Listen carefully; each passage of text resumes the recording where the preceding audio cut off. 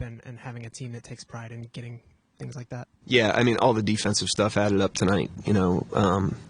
That stuff, obviously, but also all the invisible stuff. I thought we had some great rotations. I thought we made them earn, especially in the second half. We really made them earn it. They made some tough plays and tough shots, but everything they got for pretty much was earned after a second quarter where a lot of it was unearned. And so, like I said, I thought we really tapped into our effort and our energy and our grit on the defensive end of the floor tonight. Last year you talked about how you wanted them to be in specific moments. How much of that carried over to this year, like a moment like this game where you beat a team by a record number last time you played them, and then they come in and play you guys much more tougher? Yeah, I mean, the guys do a great job of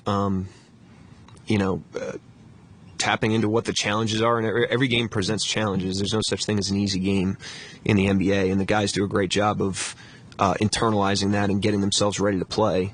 And they also do a great job of learning lessons over time, and we've been in a ton of situations the last couple of years, and most of our guys have been with us. We have great continuity, and so we've learned lessons and we've applied them forward, and that's how you get wiser, how you get more confident, in pressure situations. I thought our poise and confidence tonight, we were as poised and confident as we were all night, in the last 6 to 10 minutes of that game. Mark, a couple of plays. Could you just kind of walk through the play, the J-Dub shot, what you were looking for there? The final one? Just a last shot situation, knew that Shea would draw a lot of attention, on a kind of a false action there. He had just made one before that, and decided to go to him. You're going to get a shot with him. He can rise up and get a ball on the rim. We had Chet in rebounding position. That was it.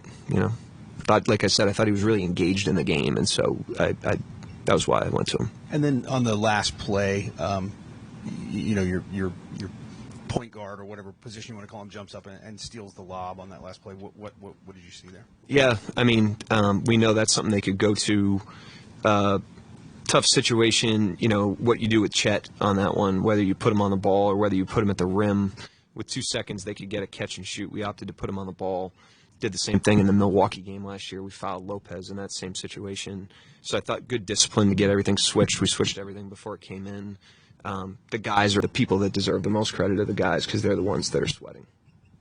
Jalen's been good for you in the fourth quarter. We talked about that, but I think most people say, hey, Shea gets that last shot. What does it do when he takes the last shot, and how it makes it tough for you guys to prepare for in a similar situation? Yeah, it's a big picture thing. Obviously Shea's been in those situations before. I clearly trust Shea in those situations.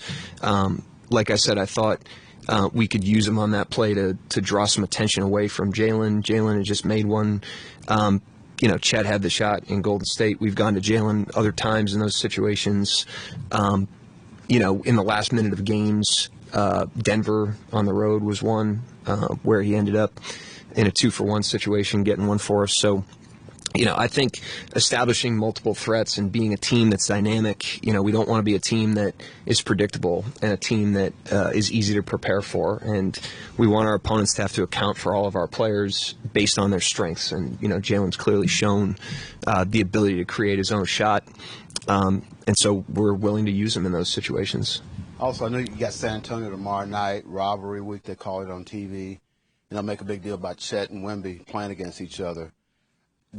How do you keep that just being another game? And, of course, I know Chet doesn't talk about the whole thing when he and Wemby, but it's talked about. They're competitive guys. How do you keep that from not being a thing? Yeah, we really don't address it just because we don't want to breathe oxygen into it. We're focused on the game. We're focused on the team. I always think those situations that when they get built up, I understand why it happens, but it's kind of it's not disrespectful, but it really undermines the rest of the 34 guys that are participating in the game, and we're focused on our entire team, and Chet's been great with that this season.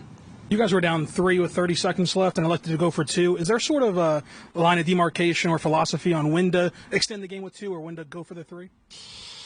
Again, we want to be unpredictable. We want to be a team that can do either. Not necessarily going for 2 there. We're just trying to get an attacking action that can get us either a clean shot downhill, get fouled, clean jump shot, or maybe they mess up a coverage and you can get a crack and shoot a three. But with timeout, we had another timeout. It puts game pressure on the opponent. It cuts into the lead. Twos tend to be easier in that situation to get because the other team doesn't want to give up a three. And I thought our execution coming out of that play was really good. We got ourselves set.